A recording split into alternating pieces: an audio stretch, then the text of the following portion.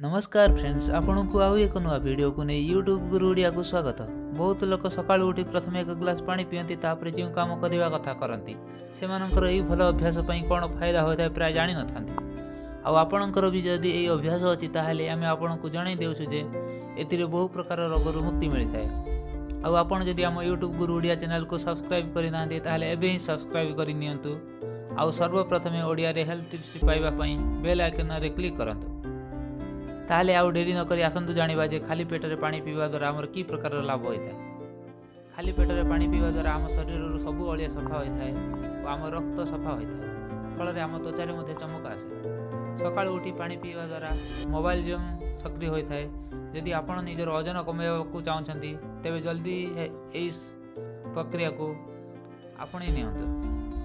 सकाळु उठी पानी पीवा द्वारा आमर नुआ कष तैयारी होता है। या छड़ा मांसपेशी मजबूत होता है। सकाळु उठी पानी पीवा द्वारा गला, मासिक धर्म, आखि, पिसाब और किडनी संबंधी समस्त समस्या दूर होता है। वीडियो जदि भल लगे लाइक करंतु, जदि किसी राय देवार अच्छी कमेंट करंतु और शेयर करंतु सेही मानकु जेउ मानकर यार जरूरत अच्छी। शेष